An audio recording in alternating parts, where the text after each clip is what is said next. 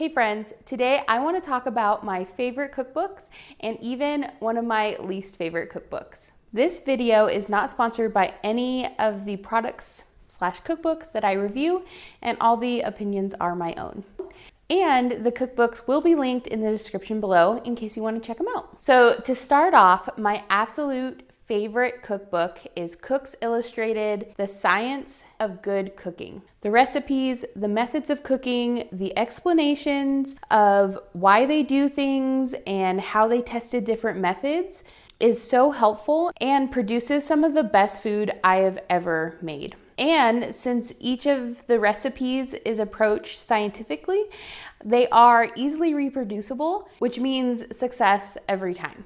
This cookbook covers everything from baked goods to marinades, shares different concepts for how and why they tested certain methods. I learn so much from this cookbook every time I use it. Since it covers both sweet and savory recipes, it's 10 out of 10 my favorite cookbook. Along the same vein, for my second pick of favorite cookbook is the Food Lab cookbook. It is also science-based and it is a huge cookbook. It has great explanations of all the methods that they use and great colored process shots, which is always super helpful. This cookbook focuses on savory recipes like meats, soups, and sauces. And I love how it explains how things were tested and what the best methods are. My third favorite cookbook is Freeze Fresh by Crystal Schmidt. She's a blogger from Whole Fed Homestead. I picked this cookbook up a few years ago when I started gardening and wanted to preserve a lot of the fun things like tomatoes and herbs for my garden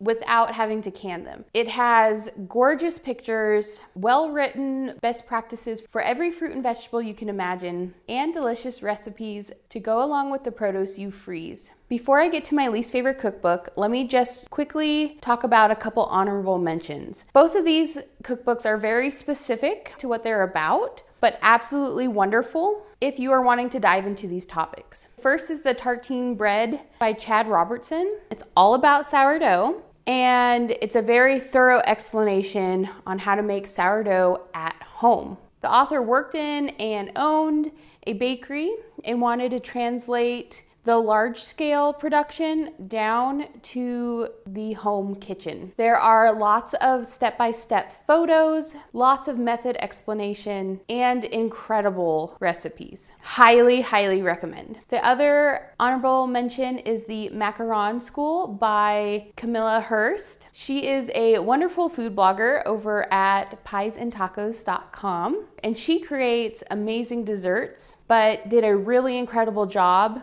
explaining how to make macarons. She shares lots of videos online, she's taught courses, and I just really love this cookbook. Now, to my least favorite cookbook, which might be a little controversial. It is Salt, Fat, Acid, Heat. This cookbook inspired the Netflix show with the same name, and I did watch that and I did enjoy it. The cookbook is personally just too chaotic for me. Just the inside cover stresses me out because it feels so messy.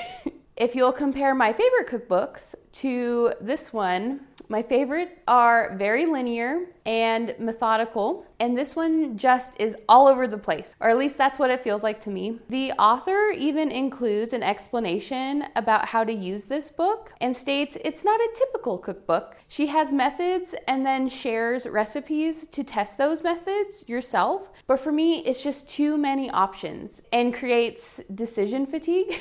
And when I've tried to look up recipes, I get so bogged down in all the graphics and charts, and it just makes me stressed. This is definitely a personal preference. I have friends who love this cookbook, and thinking about their personalities, it makes sense. They are much more carefree and laid back and go with the flow type of people, and I could see how this cookbook would be fun for them. For me, not so much. So there you have it, my favorite and not so favorite cookbooks. If you like this video, make sure to give it a thumbs up and subscribe and let me know what I should cover in the next video. All right, bye.